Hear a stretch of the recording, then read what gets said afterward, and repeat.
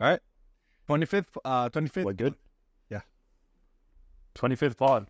Bro, before we start, I want to wish you an extremely happy 27th birthday. It was just under a year ago that we met, Yeah. and which I find crazy because it feels like I've known you for many years, and I think Same. it's because we are extremely similar personalities. Yeah. When I say my brother from another mother, I actually mean it because Likewise. it's like talking to a reflection of myself that is just Yeah. in a different knowledge. Right. I don't want to spit on your dick too much, but you are the type of friend that what I said in my story is true. You genuinely make me want to be a better person. And the way I mean that is like the way you live your life, in that you don't take caffeine, you don't drink, you don't take any drugs or anything like that. Like, you don't alter your reality at all. But of everyone I know, you probably have the most fun of anyone. And you also, I've said it to everyone I've spoken to about you. You're such a one-of-one unique person, and you live life so boldly, and like you extract the most out of life without needing any external sources. You don't need alcohol. You don't need all these things. So, you're one of my best friends, and you greatly make my life better. So I appreciate appreciate it. Congrats on making it to 27, and keep safe this year, bro. It's a dangerous year. Don't get on any scooters without helmets and stuff. So I posted an IG story. Basically, I was running towards the camera with the cake and a gun in my hand. In the end, wait, I want to share my screen. So can you see me? Where's my dude? So I'm not sure if you can hear my audio. Can you hear it? No, I can hear the bells in the background. Oh, right. I live right in the city center. I'm gonna send you the link so you can give it a go. Share the screen if you want. Do you want it to play on the? You wanna share your screen? Bro, what the hell? This wasn't the version you put up on Insta, was it? No, is that? You should have put this one. This one is so much Really? more vibey. Really? Yeah, I think it's good. Dude, this is why I want you to make a personal brand, bro. Just stuff like this is good. I did a little bit color grading, put in the music, so timed the ending so it's the B job, and put a picture. That's literally it. Can you see that? I don't Yeah. think audio will work. Yeah. Oh, actually, Can you hear it? I'm officially 27 now. Happy birthday to myself.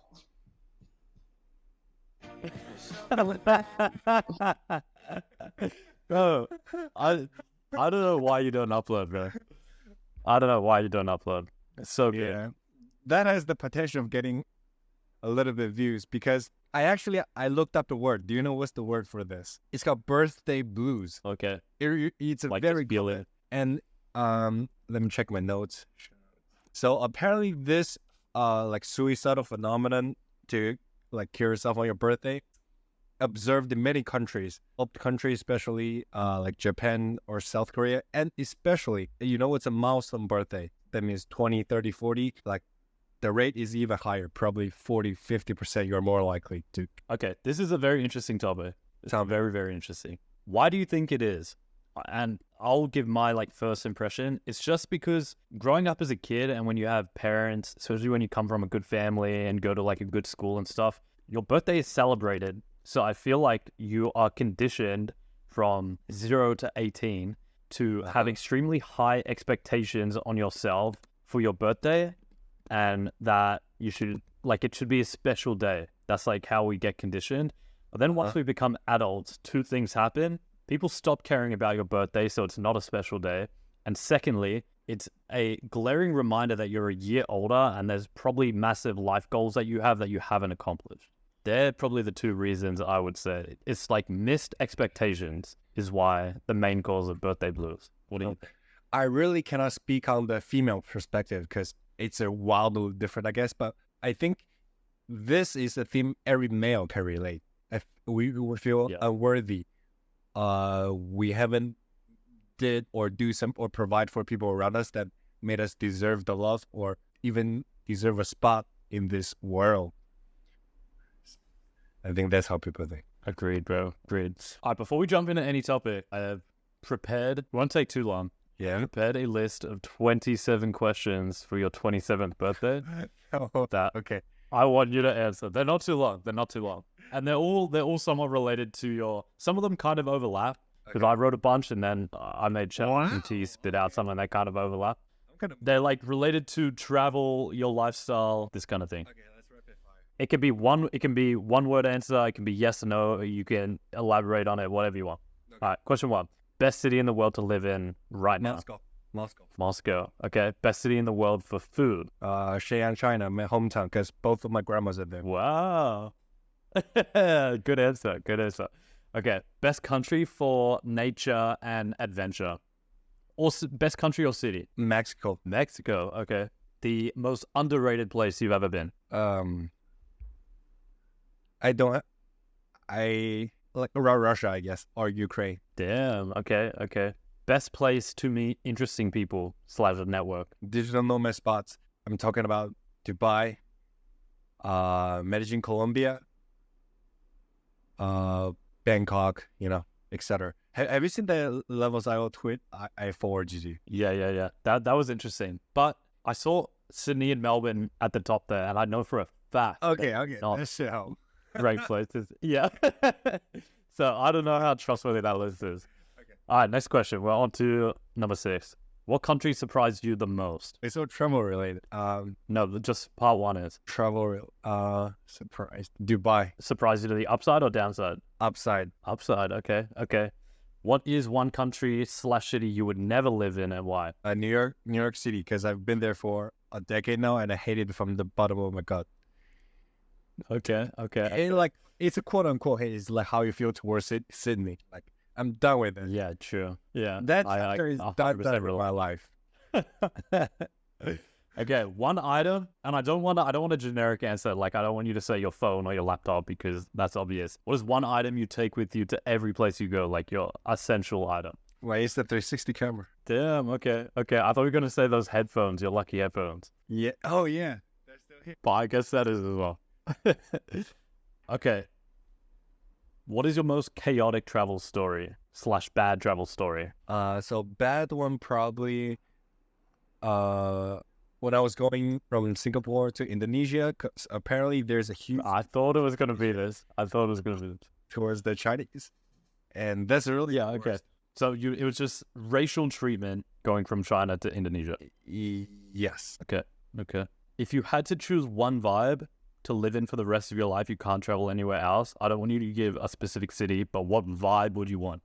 Would you want beach town vibe, mountain vibe? I'm talking like Hajan Loop vibe, or city vibe, like City. Bangkok. City like Bangkok, Ooh. let's go with tall, high scrapers and beautiful sunsets. Yeah. Okay. All right. That's the end of the travel part. Okay. This one's kind of related. It's about culture and people. Question 11 is best country for girls, and not necessarily romantically, just like your interactions with. Moscow, Women. Russia. Russia. I sound like a broken Okay. record, but yeah. That's interesting because most people say Russians are very cold. So Yeah. interesting. And most Westerners love Japan. That's true. Question 12 is the funniest. I don't know if you have one. This one's a bit of an odd. The funniest cultural misunderstanding you've had. Like, has someone mistaken what you've said? Have you been custom that you weren't aware of? For example, the first time I went on a date with a Russian chick, I went in, gave her a hug and a kiss on the cheek, and she was like, "Whoa, Oh, how are you doing?" Like that kind of thing. No, only one thing coming to mind. The last pod, I said, I was fucked the vegan so hard that she's so raw that she started eating, and you misunderstood as I was forced. Fucked. No, I didn't think it was you. You see? So your worst misunderstanding is with me, bro. Okay. Okay. Question 13 is what culture / country do you feel most at home in? And if it's China, you can't say China. No, I don't have one spot. Really? You don't feel home? Do you know? Are you familiar with the word banana? Banana. Yeah. Like, what do you refer? No. Actually, it refers to people like me. Like we're yellow on the outside. Inside, we align more with white Westerner thinking. Okay. cause banana. That's interesting. Okay. If you look at any ABC, American-born Chinese or like in general, American-born like Vietnamese, they'll kind of like me, Okay. Okay. That's interesting. I've never heard that term before, but it makes a lot of sense. Question 14, we've kind of covered already, but you didn't give a specific one. You said different cities that was best for meeting interesting people. If you had to pick one country for building a network, which country would you pick? Dubai. And Singapore is behind that. Okay. What question 15? And this is before we move on to mindset, so get even more interesting from you. Did you ask ChatGPT? My friend is turning 27. What questions should I ask him? I wrote about 10, and then I explained to ChatGPT what type of person you were, and these were what it gave me. Okay, let's go. All right. In what destination do people most live in the moment? Like they're not caught up in the hustle and bustle. I don't know. I don't care about the people on jet. Okay, fair enough. I would say something like, I think Thailand and Vietnam people are very, a lot more like. We haven't traveled that. I've been to Cape Town, South America. That's true. We need to travel more together. We do. This is more about your lifestyle choices and mindset. Yeah. Question 16 is the best quote you've ever heard / your favorite quote. YOLO live once. Somehow that one hits the hardest for me. Honestly, that makes a lot of sense. Just knowing your lifestyle and knowing you, that does make a lot of sense. What is one thing about the digital nomad lifestyle, so going to different city, like not staying in one place all the time, do you wish more people knew, or do you think is a big misconception in the lifestyle? I don't know. I don't try. Like, if there's this sentence in Chinese that as adults we don't educate people or educate friends. We only filter people to hang out with. Yeah, I don't wish them to know anything. Honestly, you cannot change people. Right? That's true. I would say, because a lot of people idolize it, I think more people should know that it comes with good and bad. Like, there's just trade-offs to lifestyles. Like, if you don't live in one city, then you're gonna have to be making a lot more, like, you're gonna have a lot more like surface level friends and less like the deeper connections. Like, it's just a trade-off. But you don't need to be in the same geography location to have good friends. Like, now, like, I just on Twitter, I've been messaging a guy who's traveled to more than 100 countries. Just he said he's happy to talk anytime. It's very true. I just think it makes it harder, and that's what I mean with the trade-offs. Yeah. Anyway, moving on. Yeah, let's go. Question 18. What is on your bucket list right now that you haven't checked off yet? Like as much as I don't want to like play the game, but let me call Naval. I'm gonna after 2 months later, I'm gonna go back to the States, San Fran and Austin, to go play the startup game. Naval said the reason to play the game is to be free of it.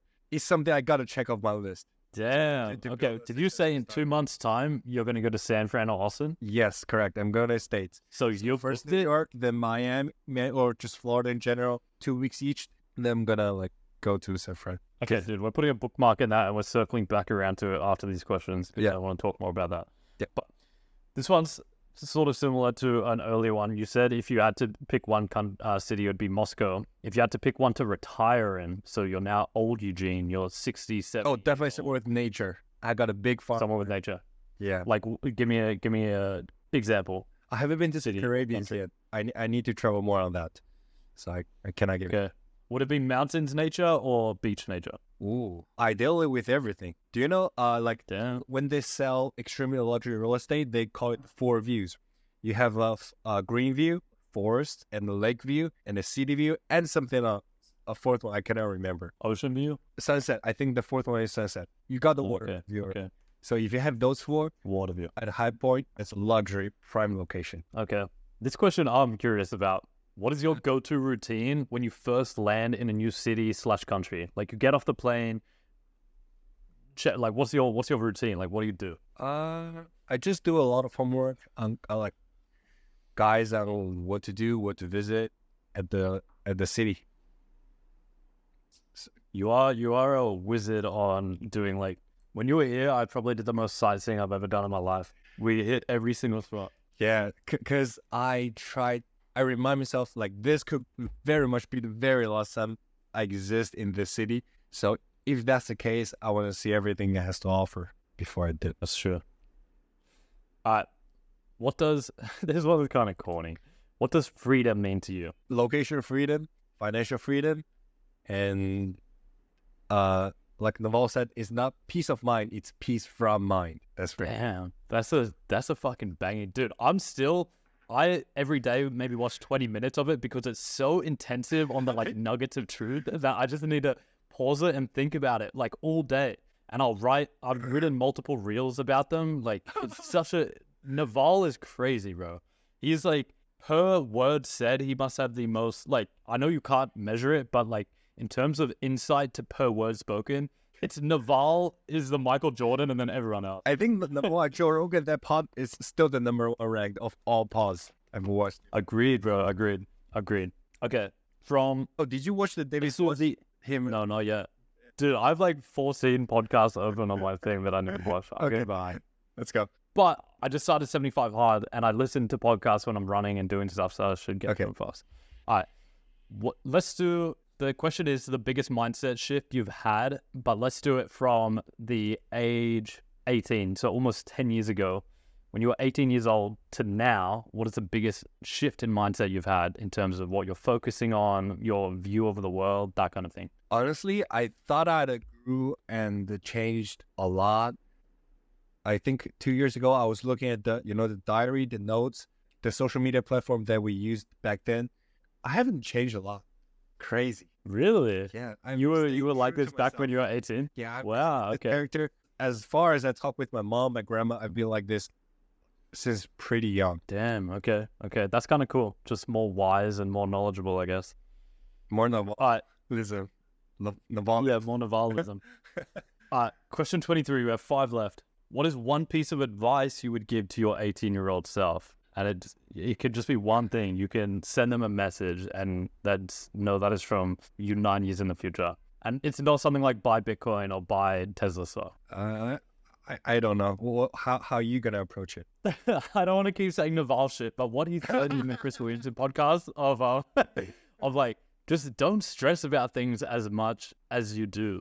I don't think I'm a massive warrior, but like, and not necessarily like sit back and like smell the flowers, but so many things that I was worried about and scared would happen, and that like I felt like I was behind in.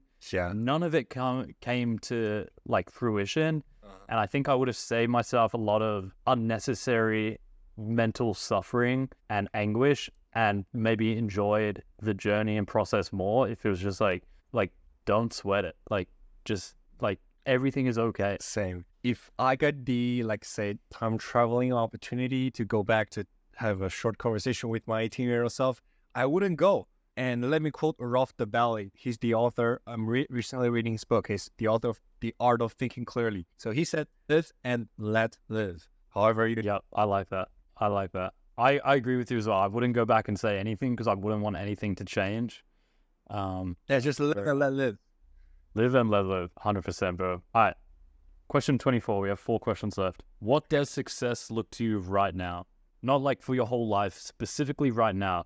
And it could be making a startup. Yeah, free, whatever. Startup. Like, I think it's kind of a game like even Naval played, you get your first nut, then you go on your noble mission.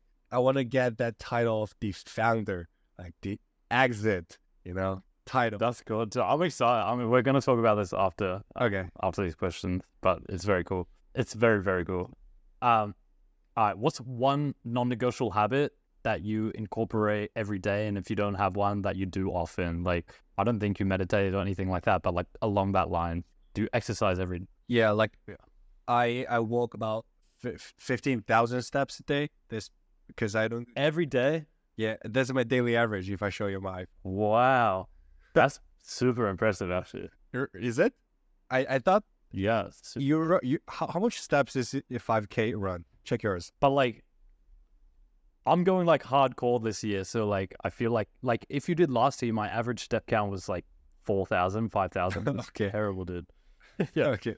Today I've done 8,000. So, and I did a 6-kilometer run. So that was probably 6,000 steps. So 15,000 is pretty impressive. I walk the same amount of distance as you ran. If you do 15,000 a day, it's like you're doing a 6 or 7K run every single day, plus like good walking would be the equivalent. So super impressive. All right. And so my non-negotiable 2 hours after I wake up and 2 hours before I go to bed are my golden hours and most productive. Wow. Okay. Mine's definitely when I wake up. A few hours before bed, I become like completely fucking useless. Yes. I'm really bad before I feel exhausted. Like, what's the point of everything? and my discipline is terrible. So it's like if I'm sticking to a diet, that's when I'm like most likely I'll break. That's like in the past I've like ordered like sweet food, or like if I was to snap on any of my goals, it would be the few hours before I go to bed. Willpower is like muscle. The more you exercise it, the more it gets stronger. But on a daily basis, you do get depleted. 100%, and it gets more tired as the day goes. For sure.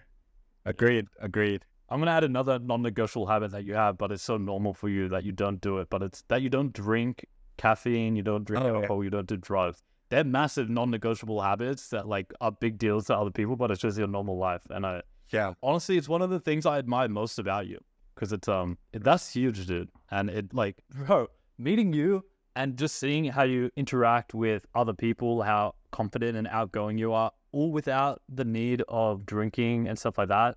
Like, it's super admirable. I hope that comes across. It's super admirable. I wish we had more, because I didn't think that I exhibited too much of my like I say confidence or interactions around you. A glimpse so far. Yeah, just a glimpse. But it's just like no one else I've met is like that. Like, they need liquid courage. No one is as bold. Okay. Next question is, what do you think is something you're still trying to figure out? Like, you haven't got the answer yet. You haven't cracked the nut. I don't know. What about you? First thing comes to mind for me is dating and how to fit it into my life in a healthy and beneficial way. Because every time I incorporate dating, it's extremely negative. Like, it's super, super negative, which is a massive problem. And I've been trying to work on that one for years. So now I want to do another round of sleeping around the Southeast Asia. We're talking about Thai girls. Another around South America. We're talking about Brazilians, Argentinians, Colombians, Venezuelans. And then once I hit the age of 30, ready to settle down, I go to Moscow, find myself a teenager girlfriend or wife, settle down. So I don't dread too much about that. That's my plan. Okay, but what is something you're still trying to figure out? So it sounds like your dating is figured out. Are you still trying to figure out your fitness? Are you still trying to figure out your, I don't know. No, I don't have a good answer. Don't have a good answer. Okay. Yeah. Okay. This question's kind of hard-hitting, and it's hard when you haven't prepared for, but question 27 is, what's one moment in your life you'll never forget? And just first thing that comes to mind, doesn't matter how lame it is, how cool it is. Oh, then that Like, sex on the beach, bro. did you say we had sex on the beach? Yeah. So I thought we weren't going to tell anyone about that. You said the quiet part out loud, bro.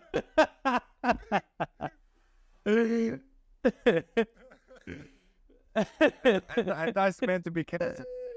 But you asked me that. Fair enough, bro. Fair enough. All right, boom. That's 27 question. Bro, that was actually really good. I think this is maybe we should incorporate this segment, because I feel like I know you a lot better just from asking those questions. It's quite cool doing the like short interview style questions. Sean Puri actually recommended you do a podcast with your parents and ask their life. You'll be amazed and surprised how they got with their like you've never acknowledging it, and you just took it for granted. Should do it with your grandparents as well, actually. Like, just sit down. You know what's crazy?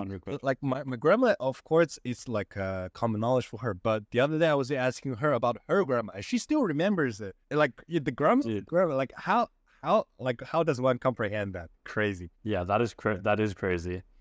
Yeah, okay. I need to bookmark that. Do a podcast with my parents and grandparents. Because, like, I mean, hopefully longevity and stuff lasts, but it's like, imagine you could go back and just watch it and just like, oh yeah. Dude, let's say God forbid I died on a scooter, touch wood, but like, you could go back and watch these podcasts or anyone, and like, it would sort of feel like you're having a conversation with them again. It's like little moments that can last forever, if that makes sense. I thought you were gonna say that's why you need to freeze your sperm ASAP after I sent you the podcast. So I will think of that. I will find the girl, like your ex, to like buy her egg, and have a surrogate father. You pay to birth a mini Curry.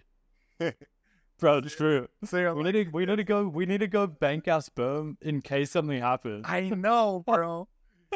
That's actually really smart. And the remaining brother take care of the legacy. Yeah. I love that. I don't know if you have anything specifically that you want to talk about, but before we get into it, I want to dive deeper into. You said you're committing to going to San Fran, Houston, and doing a startup. Is Not that committing, but that's the plan. Because from my like research and just general info intake, that's where all the smartest people are going now. 100% agree? 100% agree. Do you have a date like that you're eyeing? Like, will it be June, July, August? Yeah, June, July. Like, as much as I hate to admit it, that I've always trying to persuade myself, bro. Yeah, on the internet, you do everything just more efficiently, and you're location free, and you get to remote, blah blah, and you can still meet cool people. But time and time again, case and case again, that you just need that spontaneity of just rubbing shoulders when you getting coffee and you meet something cool that sparks the interest of a brand new journey. Yeah, how we met, bro. Exactly, very true. And like the biggest people in the space, like Naval, Scott Galloway, I think, Yeah, like a whole bunch of people that say Professor Galloway, they time and time again say if you want to get rich and make something big, like you need to go. There's like 2 or 3 cities where everything is happening, and you need to be there. So if your goal is to be a founder and do something, it will be an interesting. No matter what happens, it will be an interesting journey, and you'll learn so much. And like imagine the possibilities that could come from it. Do you have like an idea of a startup, like an idea of a plan? Like, would you try and get funding? Would you try and meet a co-founder? Like, what would that look like? well, I'm open. Like bootstrap. Anything could happen, man. Very true. Very true. Interesting, bro. That's very cool. That's very cool. All right, you want to get started on today's topic? Yeah, let's do it. Let's do it. So let's do the small ones first. So, what do you think of Trump's tariff? Boy, oh boy, dude. I think it is one of the most misunderstood things I think a lot of people don't understand economics or finance or world trade. I'm not saying I'm an expert on any of them, but I think I know more than the average person. Yeah. And from my perspective, I think Trump is playing 4D chess in that he's stated, and it's very clearly, this is all a very manufactured situation. Like Trump is causing it himself. And he's causing a lot of short-term pain for what I see will be long-term gain. First of all, I don't think he's going to stick to a lot of these tariffs, and that's why 100%. seeing a 90-day tariff like pause on all tariffs and stuff like this.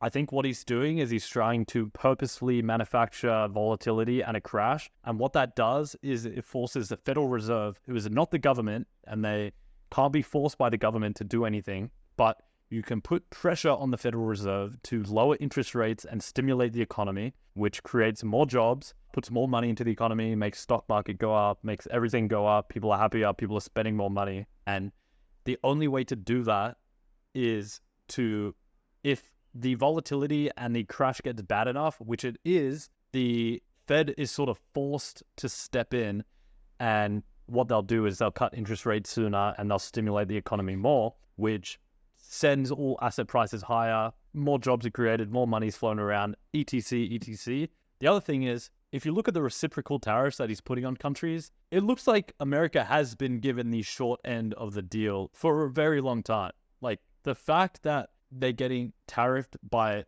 other countries as badly as they have, it does seem like it has been a long thing coming. So at the same time that he can force the Federal Reserve to do what he wants to do, he may also get better trade agreements, bro. It's like a page out of The Art of the Deal. Like, he's doing the exact playbook in that book. That's how I see it. But everyone's like, he's crashing the economy, like he's a moron, blah blah blah. I think he's playing 4D chess, and the people around him are some of the richest people in the world and most distinguished investors, economists, and extremely wealthy. Yes, like Nobel for like. Extremely rich, extremely smart businessmen, investors, economists. They know what they're doing. So that's how I see it. How do you see it? I agree. Well, from The Art of the Deal, he repeatedly said in order to win on the negotiating table, you don't ask for what you want in the first place. You ask for something extremely big. By the end of the deal, you settle for where you want it. And this Exactly. another side note I think you left out is that, do you know who are the majority voter for Trump? Well, it's the middle class, the rednecks of middle America, and those are Yep. like those people believe that if you put on tariff, like there will be jobs. See, he somehow need to like compensate those people that put him into position. At least could justify, oh look, at least I tried. It's the evil communists that you didn't get a job at the end, blah blah. Actually, very true. Yeah, I didn't think about that, but that is true. Like the people that like Philadelphia, for Yeah. example, their car manufacturing got taken away to overseas because they could do it so much cheaper. In their mind, this is their comeback because tariffs mean, oh, all the manufacturing will come back, which it won't. But like to someone, yeah, the middle American, it would seem that way. Have you seen the demographics of people who voted? Like probably 95% of them voted for Democrat Party, while they're black females, and it's and that's a surprise. I remember No, that is not a surprising statistic. because if you just not towards any racial group, but if you complain more than you produce, you're more likely to vote for free welfare for yourself. If you produce more than you complain, you're more likely to vote for a more friendly business environment instead of steal from the rich and redistribute the wealth. Bro, it makes sense to me, honestly. It makes sense. All right, so next topic, I guess. And other thing, Tell me. I'll just like close the loop on this. Yeah. I think it all ends very soon. I don't think Trump is going to drag this out for 6 or 9 months. I think it's already kind of wrapping up now. There's the like America versus China situation that needs to get handled and be clarified. But besides for that, like global liquidity is picking up. So I think like we see recovery in markets and things get good over the like this is a long-term thing. That's how I see it playing out. Great. So next, Bangkok and New York City are issuing new casino licenses, and very soon there will be new casinos. What are your thoughts? Bangkok, you said? Phuket, Chiang Mai, Thailand in general. It got approved? It's happening. Although half of people are against it. Dude, it's funny because when my dad was here like a week ago, we were talking. I went to Bangalore Road with him, and I haven't been there for months. But we were talking about how when weed got legalized, I think it had a net negative effect, especially when it first came out. Every second shop was a weed shop, dude. Like, it went crazy. And I think it attracted a worse quality tourist. But that like normalized out, and there's barely any weed shops now, and you don't really notice it anymore. And they're thinking of de-legalizing it or unlegalizing it. But I said to my dad, I think it would be better if they introduced gambling versus weed, because I don't think it attracts as bad a demographic. Dude, I don't know. I'm still sort of mixed on it. Do you know the marina in Singapore? You know the tall building with this spaceship on top? Yeah. That thing is actually a casino, but most people are not aware of that. Okay. That huge building, the basement, the entire or whatever the underground scene is casino, and the casino generated 75 of the entire profit for the entire building. Like the luxury Skyview hotels, the Adelaide swimming pools, or the shopping, from the first to fifth floor, all of that still only 25%. So if Singapore can, Economically, They'll it be makes a lot of sense. yeah, Like, yeah, if you can introduce it in a civilized way and not have like, I don't know, underground betting stuff and blah, blah, blah. But by bringing it out into the open, you probably make it more like, there's probably betting that goes on in Thailand, but it's probably very like black market, in the shadows, more crime related, unregulated. By bringing it out of the shadows, maybe it's a benefit, and it's a huge benefit for the country. Like, imagine the amount of gambling tourists that it attracts. I know China has a huge, to my knowledge, it's illegal in China, and they always fly to like Macau correct. to gamble. Correct.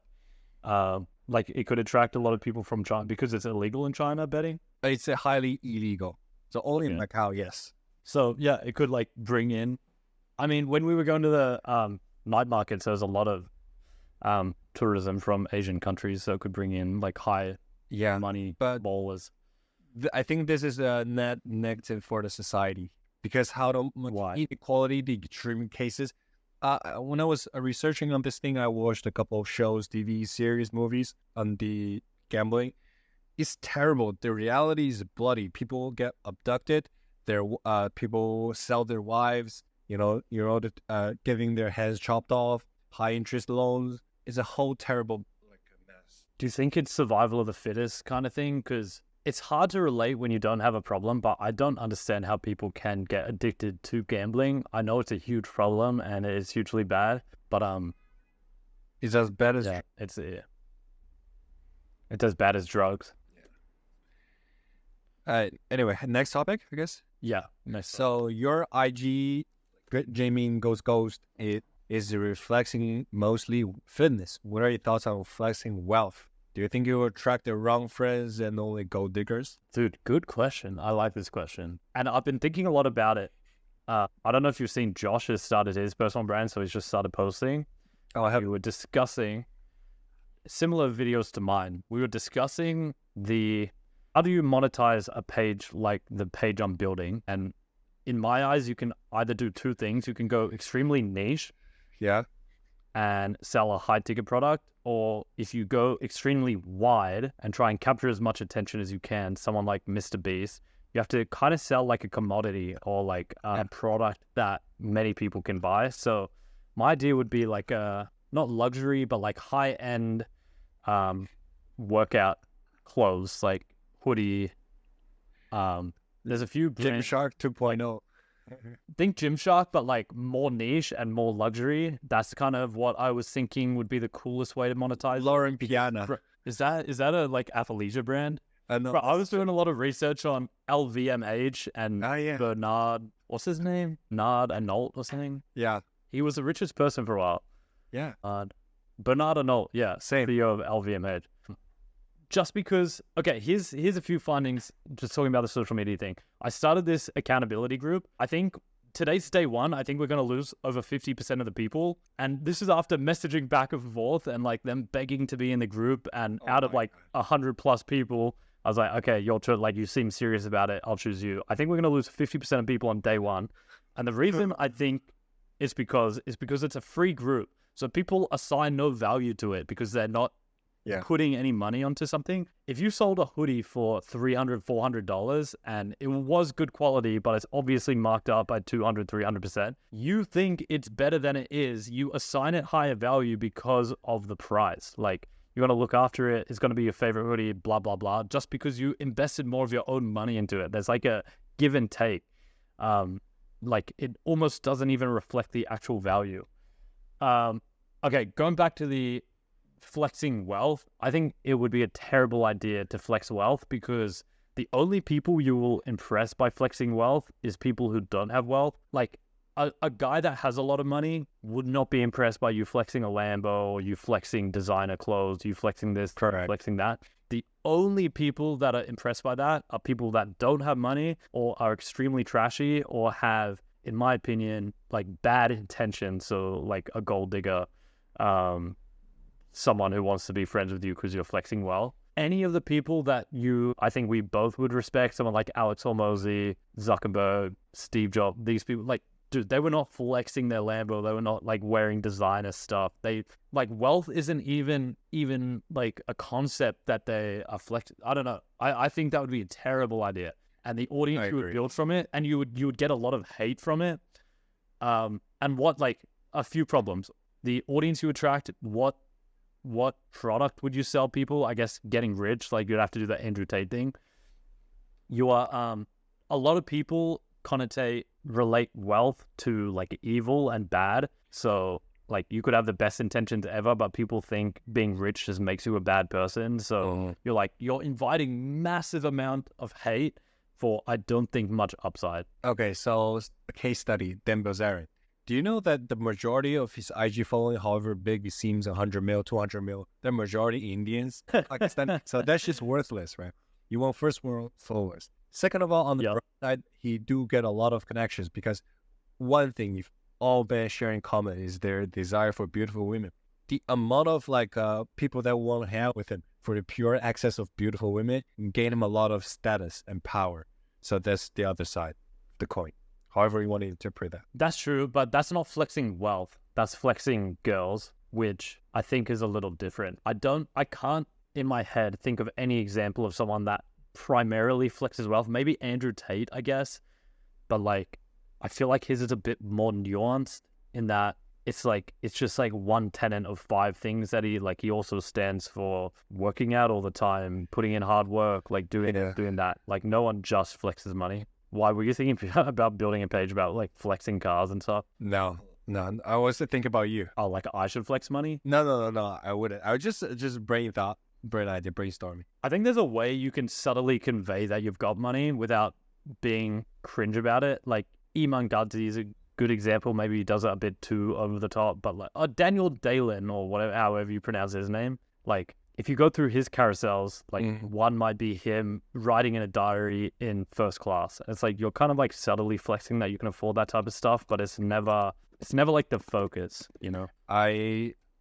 If I were to do something that revolves around flexing, it'd be girls, because I believe the best jewelry or accessory a man can wear are beautiful women. You automatically get status. 1000%. I think there's an art to it. You bring up an interesting thing, because it's like, yeah, you don't want it to be too in your face, but you want it to be clear that you can get beautiful women. And I think that's the golden spot. All right. So next one I talk about is the cringe topic. I got 2 quotes for you. The first is Tai Lopez. He said, "The world doesn't reward overly shy people," which is fucking true, bro. And second, that's very true. You heard of it already. You're a Mr. Beast. You're crazy until you're successful. Then you are a genius. And so I came across Donald Trump in 2015. It's 10 years ago. Can you imagine? That he announced that he's running for president. Oh my God. Everybody, the entire world was ruthless clowning him, bro. Like everyone laughed at him, bro. Everyone laughed at him. Put his face in the dirt and rubbing it. And also, you know, when Tesla was first getting started, the whole world is fucking shorting it, bro. Like all my newsfeed is Tesla actually worthless? Is it a like new bubble? That's crazy. The amount of like attention, hate, drama that goes towards his founders, Musk and Trump.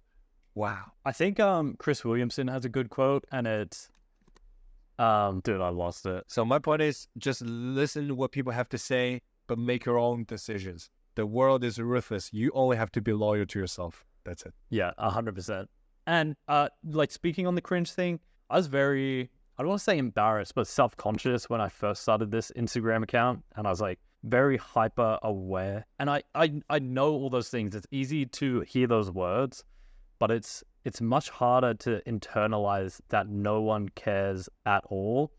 And I would say it's a muscle as well. Like now, if I think something I'm going to post on that account is cringe or weird or whatever, it's like, I don't care anymore. I do not care. Maybe that's an aspect of the account's big, so it's less cringe. Or maybe it's an aspect of, because I make myself posts on it every single day, you just stop giving a shit whatsoever. You're like, fuck it. Like, I was going to put myself out there unapologetically and take it or leave it. Like, and if you do that every day, it's like a muscle that you're working out. So it's like you just stop caring at all. You got to erode it a little bit by me. 100%. The and here's the thing with it.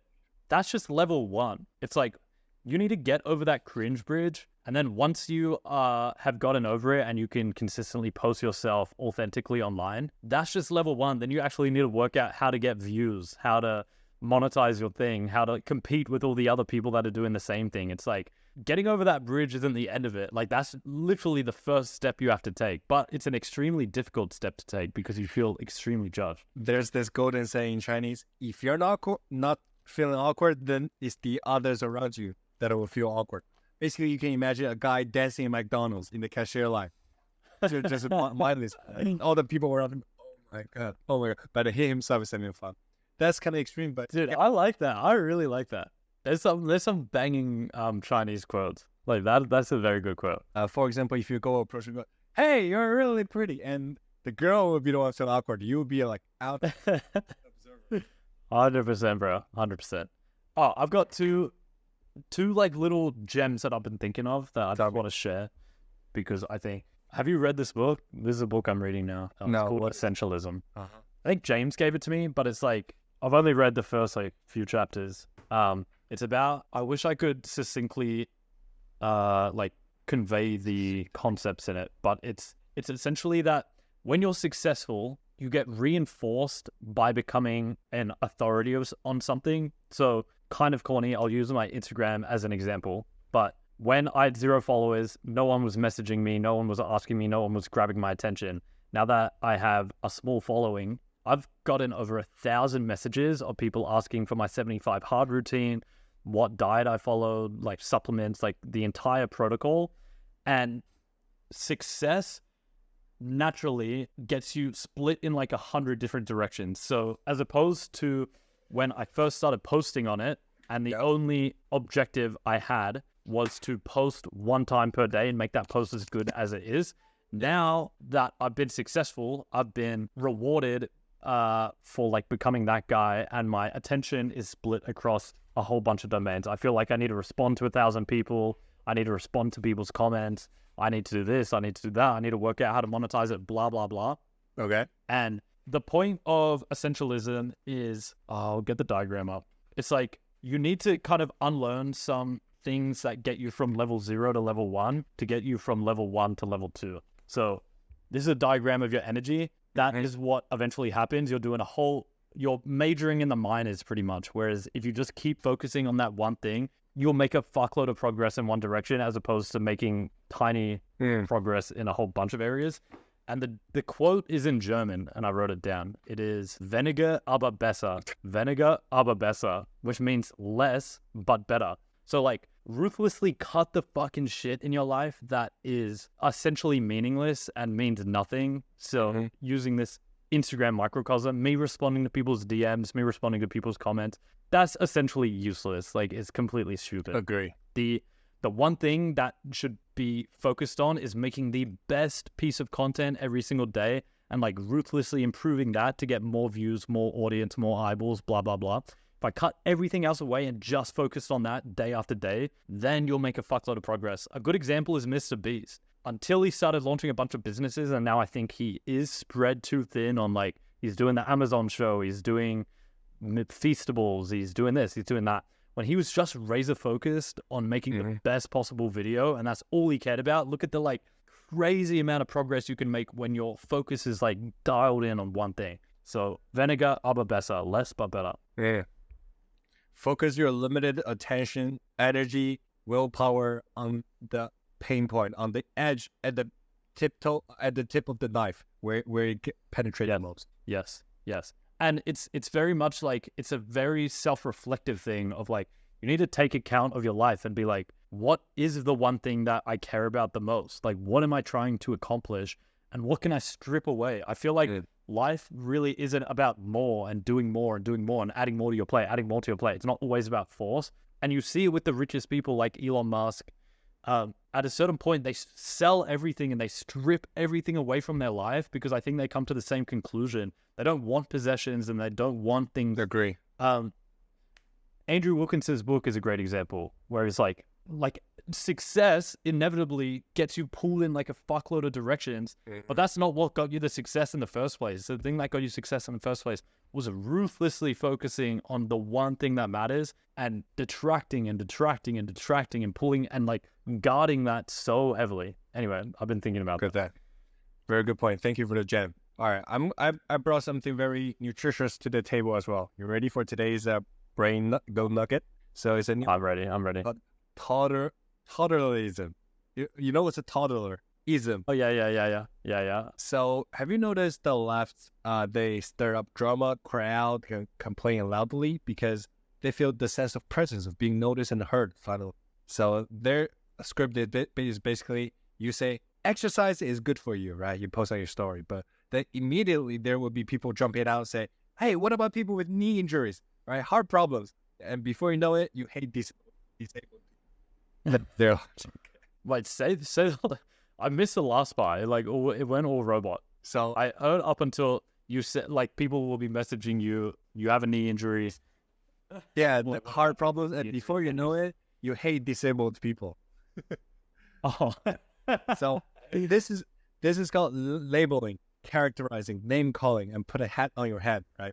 So activism is a way for useless people to feel important, even if the consequences of their activism are counterproductive for those they claim to be helping, damaging to the fabric of the society as a whole. And only poor, boring people make trauma their entire personality. There you go. What are your thoughts? Facts, 100% facts. I've always thought, and I think this was one of the first things I heard from Jordan Peterson, and I was like, this was before I even knew what the left and right was and politics was and anything. But Jordan Peterson said something like, if you can't keep your room clean, like, what gives you the right to think that you can change the world and that you should be advocating for different causes? And if your family is in shambles, what makes you think that you can do anything for the community and the world at large? So it's like, all the people that go to like they protest for Gaza or something, but they have a drug problem and their life is in shambles. It's like, maybe get your, like, what's the quote on airplanes? It's like, put your mask on before you start worrying about other people's masks. It's like, I think that's a good concept to live by. But wait, what does cleaning room has to do anything with your career? It's just the concept that, like, if your life is in complete fucking shambles and okay. like, you have a drug problem, you're addicted to alcohol, why are you focusing on these bigger societal issues when your life's fucked? It's like, okay. Like, so it's like, the thing he does is like, make your bed in the morning, because if you can't make your bed, then how can you expect to be able to do any task at all? It's not necessarily like, you don't have to take it as literally as like, okay, I got be clean. But it's like, if your affairs are not in order, why are you worrying about other people's? Okay. Next. Let me just drive this point home. Okay. With a different analogy. It would be like your neighbor's house is on fire. Okay. And you're super pissed off that his house is on fire, but your house is also on fire. It's like, what the fuck is like, what is wrong with, like, deal with your own stuff first. Anyway, yeah. I hope that makes a point clear. It does. So the next keyword is called victim mentality. So have you seen those interviews, right? As much as I am a racist myself, like, all those people, they start saying their sentence by saying, oh, as a female, oh, as a black person. I hate that, bro. Their subcontext is, why? As you can imagine, it is extra hard for me, so I deserve more credit. You know, they use this thing as their entire personality. It's like, give yourself an extra medal, like, and pat yourself on the back. Oh, and I never say that. Yeah. I've never thought about it, but it's like, I've seen, like, Tate all the time before he says something racist will be like, as half a black man, here's my opinion. And here's actually my controversial take. If you say the N word yourself, you have no right to be offended when other people call you that. It's top-tier hypocrisy and the selective double standard. You know, I'm not friends with such people. Yeah, very true. The N-word's an interesting topic because, and like, it's super out of place for either of us to talk about, but like, if you look at it just from a straight logical, rational perspective, the only people that give power to that word are the people that are super offended by it. Like, if no one gave a shit, it would have no power and no one would give a shit at all. So it's like, I don't know, it's weird. You know what? The teenager, like, as the one I tried to say the word of apparently I got, like, pointed out by the black, yo, Chino boy, you don't say that. And so after that, I did actually a little research onto that. My research conclusion is that this N word, it's a filter word they used to exclude you from their inner circle. Like, I get to say it, but not you, because you're not in my group. My dark-skinned group has suffered so much, and we deserve privileged treatment. It's the same. Oh, that's it. So I get to use the victim card. It's righteous for me, and ask and demand free things from you. It's an interesting way to look at it, for sure. And if you look at it from that perspective, it's very exclusionary in the opposite way. What? Like, because it excludes other people from being in the inner circle. Yeah. It's like, we get to say it. Yeah, people want to fit in a certain group, but you don't get to. That give me a little higher status. Yeah. Well, I asked AI those stuff. So Grok, you know, as based as it is, to say, yeah, totally, you're right. And ChatGPT is like, oh, hell no. Like, it has to do with historical context. Speaking on ChatGPT, Oh man, do you speak to it a lot, or do you like bounce between a whole bunch of different AIs? I use everything equally, the big four. Maybe it will work for you, but there's this prompt. I'll send it to you after this. It's actually I'll send it to you right now, and like copy and paste it exactly into ChatGPT, because they updated ChatGPT's memory that it now remembers every single thing you've ever said to it. So it probably knows your life Okay. extremely well at this point. So post that into ChatGPT and I actually do it now. It would be interesting on the pod. So it's now that you can remember everything I've ever typed here, point out my top 5 blind spots. Mine was fucking brutal to read, bro, and I think blindingly accurate. Tell me. I'm excited to hear. You do want to hear them? Of course. Do yours first, because mine still owe me. Well, actually, mine's response entirely in Spanish, so I don't think I read. This bit What? Why is it in Spanish? because I talk to you in Spanish. So you are a lot very global. So you Why have no, to do learn it to again, but follow. say answer in English. Okay. Do it again, but say it in English. You're very global, but you have no. No. Like ask it again, but say answer. Yeah. You want to read? You're incredibly global and not feel at home anywhere. You're curious and open-minded, but I can easily emphasize standards, but not be too hard on yourself. You're expressive, but hide deeper feelings. Okay, this is Yeah. I think that's pretty accurate, bro. you crave freedom, but may feel a little lost without. No, there's some generic horoscope stuff. What's yours? Mine are all different, so I don't think it's too. I'll share it. The reason why I asked it to reply me in Spanish is because the voice model is really good. I like he can explain both things, how things are spelled to slow down. So it's my private Spanish tutor. Damn, that good use. My top 5 are: you overload yourself with too many missions, constantly stack huge gold, 75 hard, 3 Ironmans, and ultramarathon. Personal brand, use that up real. Face this YouTube channels, crypto writing all at once. You equate more goals with more growth, but that leads to fragmentations. You burn mental bandwidth by switching between them and often feel overwhelmed or depleted. It's very true. Okay. You struggle to sit still even when it's what you need. The idea of doing nothing feels like weakness or regression. You often override your body's signal to rest, recover, or process. That's true as well. I'm just coming back from an injury because I kept pushing it. Yeah. This one hurts, honestly. Here. You romanticize solitude, but deep down you crave depth. You say you're happiest alone, thriving off independence and control, but there's a consistent undercurrent of wanting deeper relationships. Friends, girls, even kids. You downplay this longing or think it'll just slot into place once you've built it all, but connection doesn't work on delayed gratification. It grows alongside your mission, not after it. That's fucking brutal. That's like a slap in the face, honestly. Yeah. Because I really do think that, bro. Bro, yeah, like these are not generic, bro. These are like cut deep into my fucking soul. You seek edges, but sometimes miss the foundation. You dive into advanced endurance protocols, social strategies, growth hacks, emotional frameworks. In chasing elite performance and optimization, you occasionally skip past boring but essential foundations like injury-proofing mobility, slow social skill reps.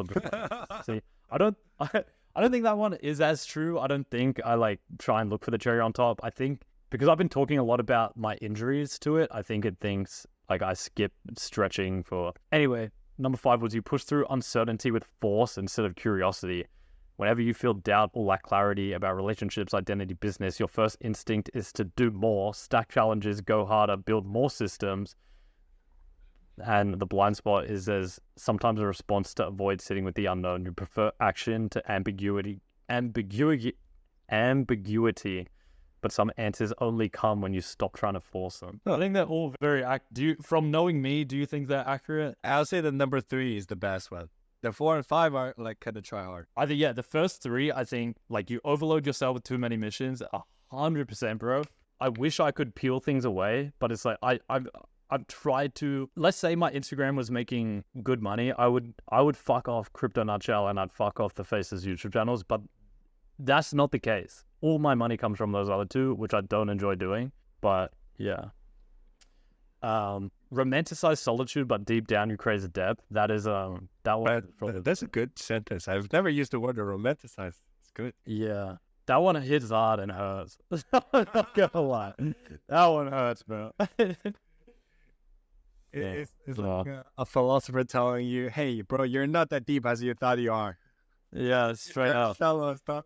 It's literally like yeah. When I was asking you the questions and you asked me, that is what I said relates to that. Like, how do you incorporate dating into your life without it becoming a negative? I don't know. I still don't have the answer. All right, I have some insights into AI as well. So, do you know how fast AI is advancing, right? So, if you want a conclusion first or my thought process first. Give me the conclusion and then back it up with your thought process, like how you got to it. So, if you're a regular people, just chill the fuck out and rest and let AI soar your living standard. That's my final conclusion. So, basically, if you're a designer, like you dove into the latest AI art design tool 2 years ago, spend 20 hours every weekend to understand the design workflow, what tools to export, and what tool to use final touches, like what the best prompts to avoid bugs and messy fingers. Well, 2 years later, with the drop of GPT-4o, the ability to create good images, you are on the same starting line as a newbie, as someone who just traveled for the last 2 years. So a good metaphor is the equivalent of doing pull-ups in an elevator, or trying to Usain Bolt your way upon coming tsunami. So if you're building any products or plugins, you need to think how to integrate into ChatGPT 5, the methods. Yeah. I agree with it and think your logic is sound. The only problem with this is if you take this to its logical extreme, then it's like do nothing, because AI is going to take every job, it's going to do everything better than us. So like, then what do you do? And then how do you Function. How do you square that circle in like, what do you do? I don't know either.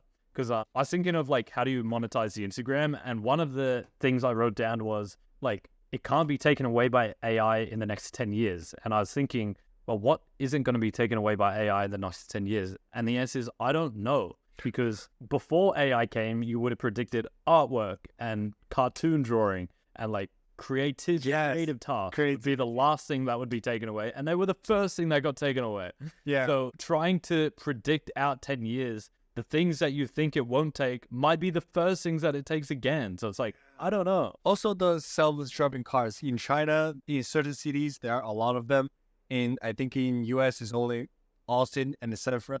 But it's coming, bro. And I still remember 10 years ago, I was talking with my dad. My dad was hating on the electric cars because back then it's impossible. And he said, self-driving? Oh, it's science fiction. No, wait, do you know how many directions I need to look when I drive? And now look at it, yeah. And now probably in the next... And I think my dad told me Tesla's looking at rolling out like 50,000 humanoid robots in the next year or 2 years or something like that. Is like, how fast is that going to change things? Because, I was talking to Josh about like what businesses would not get taken away by AI. And we were like, would a clothing business be taken away by AI? Like logically, no, but it probably would. Like, I don't know, would humanoid, I don't know. It's so hard, bro. Yeah. It's so hard to pick anything to work on that feels meaningful with AI. I still think in the future, people will be left with nothing to do. Because now, like, you can think like everybody has clothes, right? But that wasn't the case 1,000 years ago. But like 10 years from now, everybody will have unlimited food, accommodation, hot water, or Wi-Fi. There will be nothing to do. So what they do? Gambling, video games, drugs.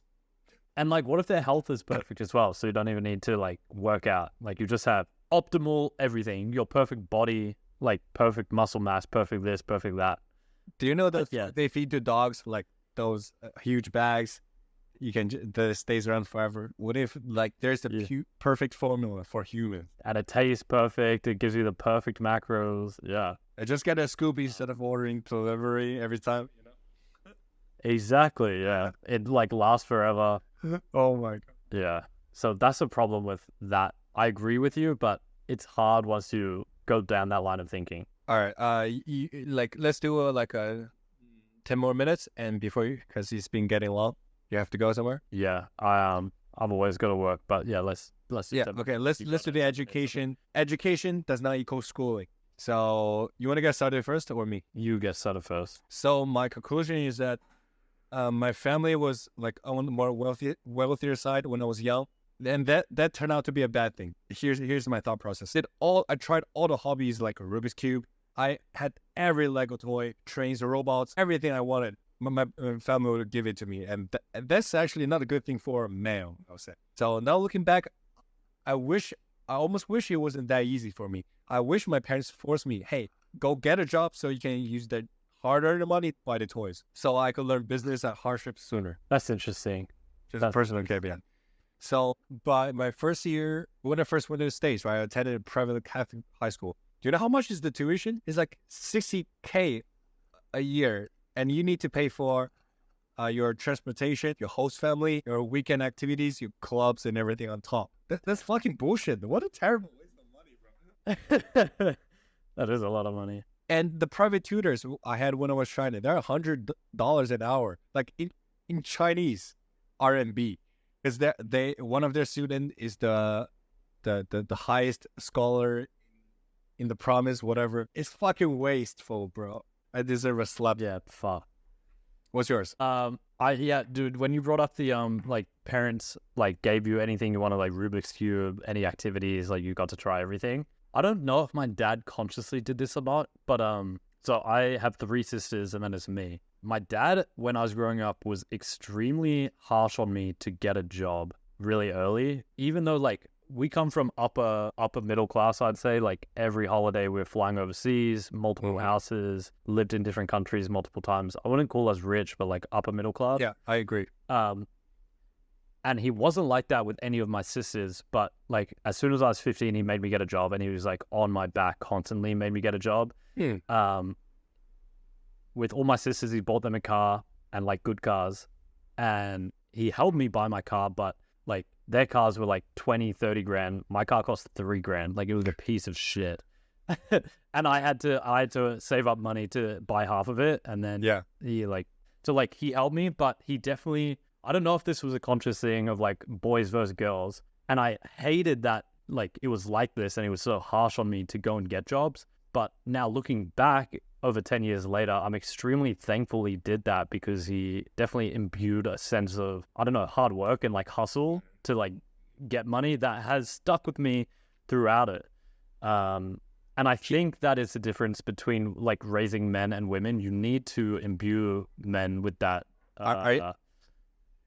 One way to test that hustle mindset. One way to test if your parents' education are successful is whether we'll do that. Do the same thing to your son or not? Are you? Oh, 100%. Okay, dude, that's a great test. That's fantastic. Yeah. So, 1,000%. Yeah, I wouldn't treat my son the way my family treated me, because in China, I was the only child. So, as you can imagine, the amount of spoil, yeah. And because I was born during the one-child generation, you're not allowed to have a second one. So, my grandma's side, right? They all wanted a boy.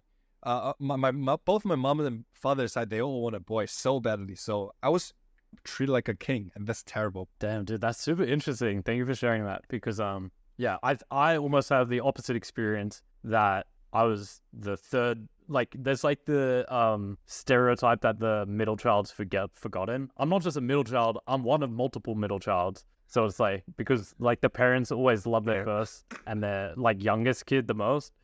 So yeah, not only was I the only boy, but I was also the middle child. So dude, I love that test. Would you do the same to your son, being the acid test, whether it was good parenting?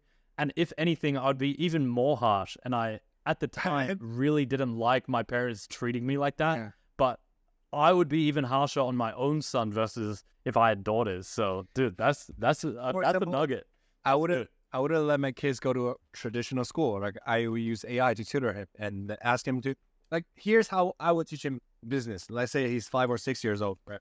Instead of asking for pocket money, just like I did, hands out, I say, hey, why don't you try to do something? Like in the beginning, I'll educate him, hey, maybe you can mop the floor, wash the dishes, and that'll be a certain amount of money. But later towards the end, I'll encourage him to find what other people's need, which is a very good business deal. Find what other pain points are.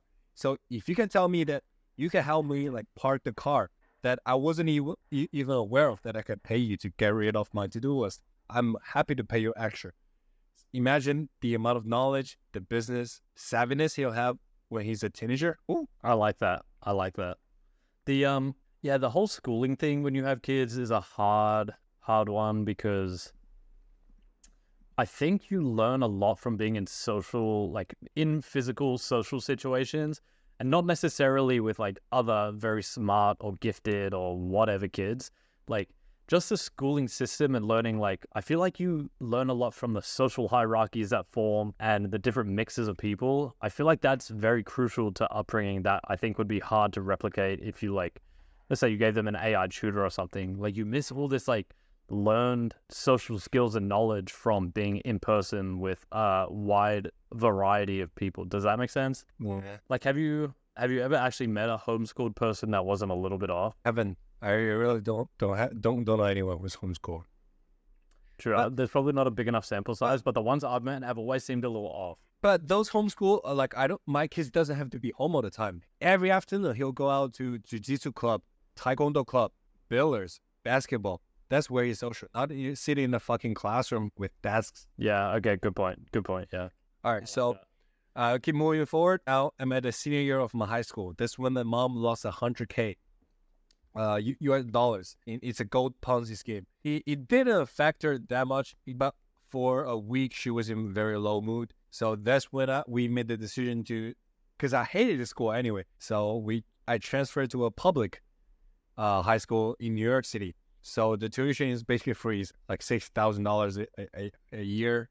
Literally basically free compared to the private. So no longer have to wear uniform. I have with the regular US person. That's when I say, oh my God, you guys suck. They don't study. They fight all the time. They do drugs. Terrible people. Okay, but you said you hated the private school. Which one did you prefer, the public school or the private school?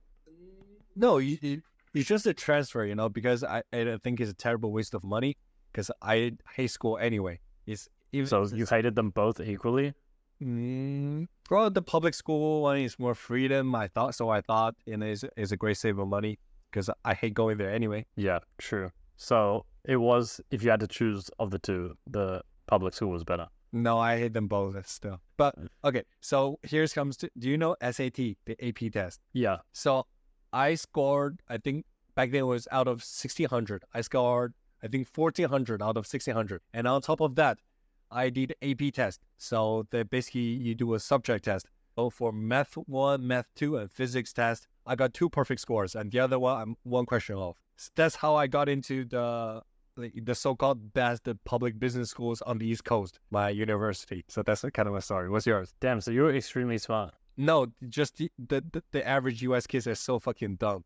I didn't that much study, I swear.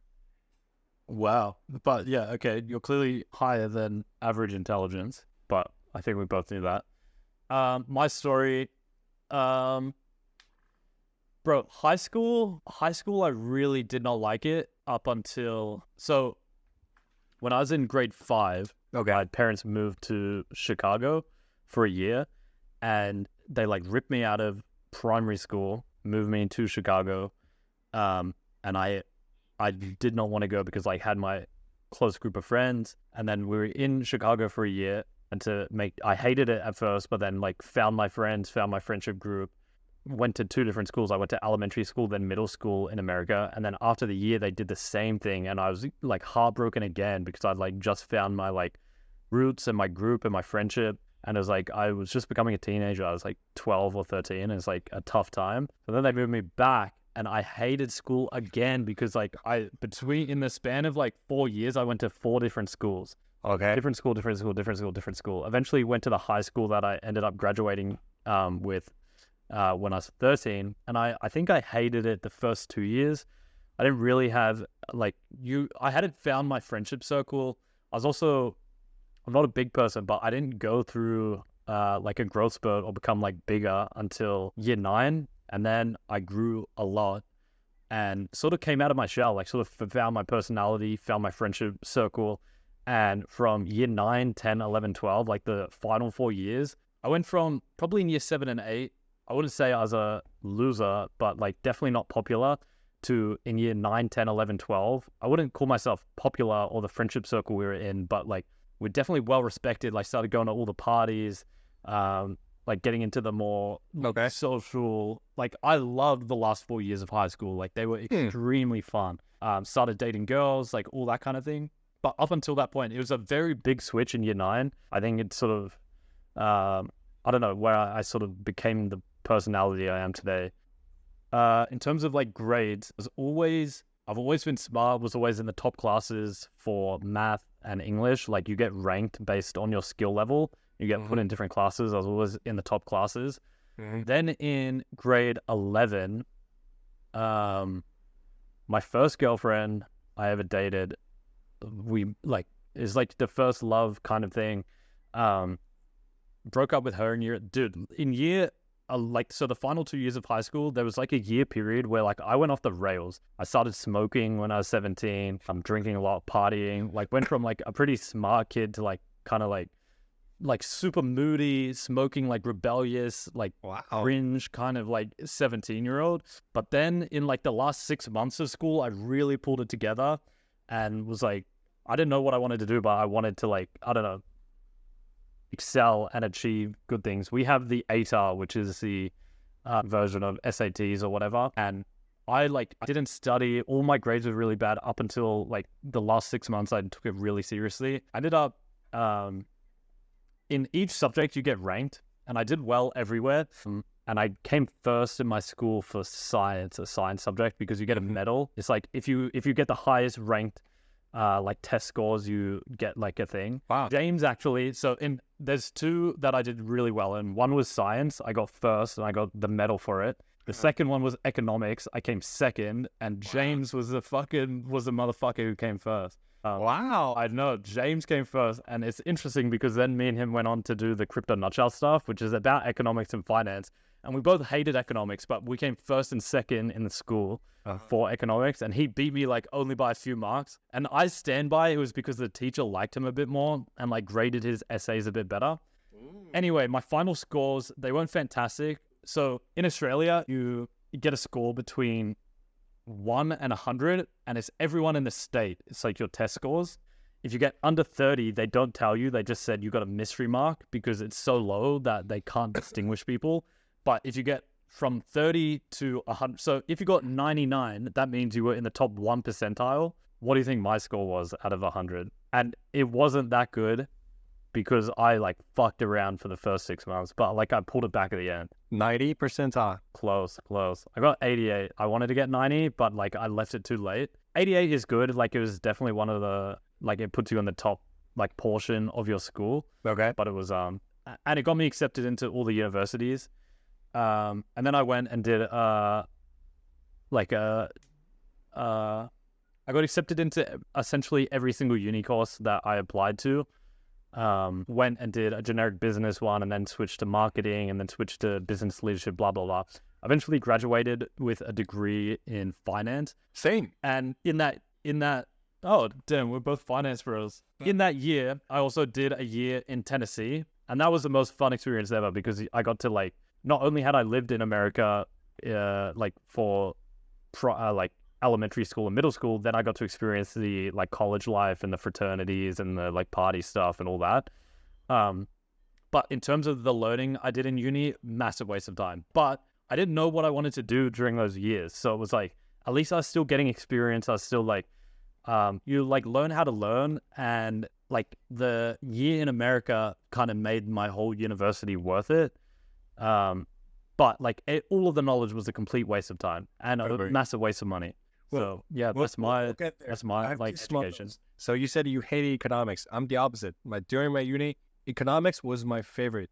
Why? Because it's the only pure online class. You just watch videos with graphs and everything. And I was one of the best in my entire school because I hated teacher. Everything at 2 times the speed, and of course. And the second thing is, you said you did the study abroad in the U.S. Guess where I did mine? Well, I'll just give it to you. Didn't you go to Europe? Yeah.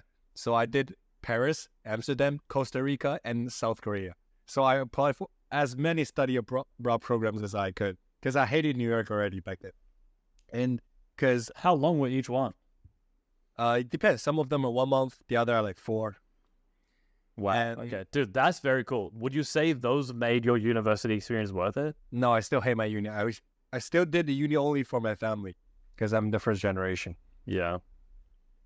Damn. Okay, dude, that's cool. I'm glad we spoke about that, dude. This is an extremely good podcast because Are you okay? Yeah, I'm okay. Bro, you're 27 now. I'm worried about you. You're not invincible anymore.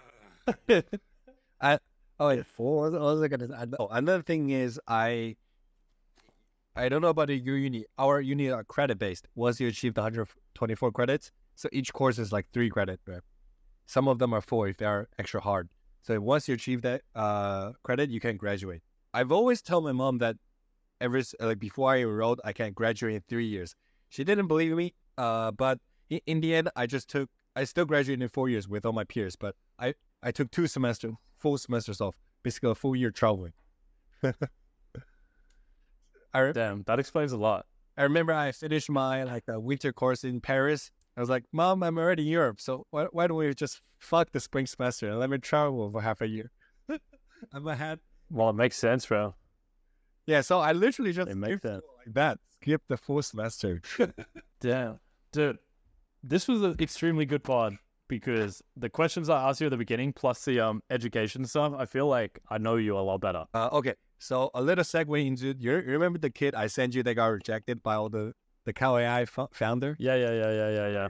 I saw a lot of responses to his tweet in that they were saying like the school rejected you because you were so arrogant in your and reading the letter, I was like, yeah, that's probably why. Like he doesn't come across as a person I would want at my class either. So yeah, he's 17, bro. He achieved way more than I did when I was 17. That's true. Like 100%, yes, but I don't know. You can't come across arrogant. Like imagine you were the person in charge of Harvard. I don't know. I see it from both ways, honestly. I don't think it's as one-sided as like, yeah, look at how failing the education system is. Okay. Side note I just want to point out is the reverse racism in terms of college admission. You know, as Asian Americans, we need to score like probably 30-40% higher than a black kid in order to get in the same school, you know, because of the quotas of different racial groups. That's extremely unfair in opinion. So in my school, because still it's mostly meritocracy, I would say it's 35% Asian, 35% white, and all black and Hispanics are the remaining 15% each. And many of my color classmates are like, how the fuck did you get into the school?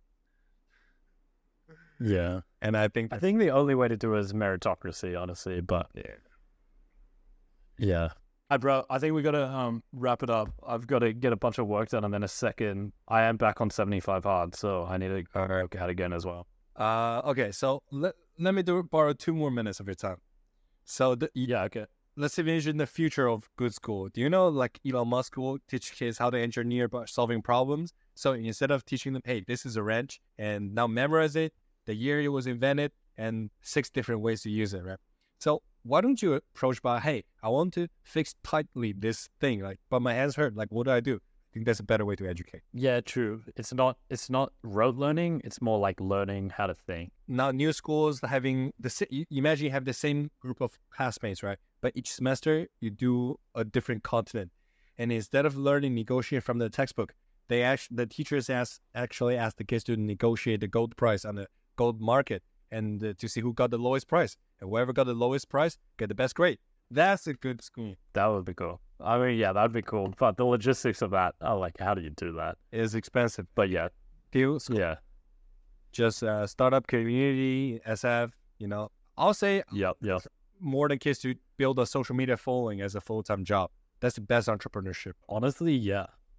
I think that would, you would learn a lot from that, and every company needs social media presence, and they need to know, you need to be savvy with social media. So yeah, that is the future personal brand. Also, did you know that America ranked pretty low in global education test scores? You've heard of it? Yeah. What? If you separate the race, the American Asian still ranked the top 5. American white is like top 15, and this is Hispanic, and the lowest one is a black. Bro, don't call me a racist. The numbers are racist. Yeah, bro. There's you could make an extremely interesting piece of content, just like breaking down the data and I don't know what it infers, because it's like obviously some races are better at some things. It's why there's so many. Like, look at the NFL. It's like clear that African Americans are just way more athletic in certain positions. Correct. like running, it's dominated by specific African nations because they have longer femurs or whatever. It's like they're genetically built. So it's like, why would that not apply to mental feats as well? Like, why would specific genetic code not also? Yeah. Anyway, we could have a full podcast about that. All right, bro. I hope I didn't talk too much and to interrupt you. No, not at all, bro. Sorry to interrupt your birthday, but this is a good pod, man. I think this was like top 3, honestly. Really? Yeah, I think it's really good. Just I don't know. I feel like I learned a lot about you. No, still my favorite part was still the time we filmed it naked, bro. Yeah, when are you putting that one out? Or are we releasing that one on Patreon? That's Patreon only. Only bros. Available on Only Bros. All right, I'll let you go, bro. All right, bro. Have a happy birthday. We'll Okay. talk again soon. What will get from you next time I see you? Like you have a loyal following of 75 hard fans dominating the world. Yes. Yeah, I'm running that 75 hard accountability group just to sort of see. Yeah, I don't know.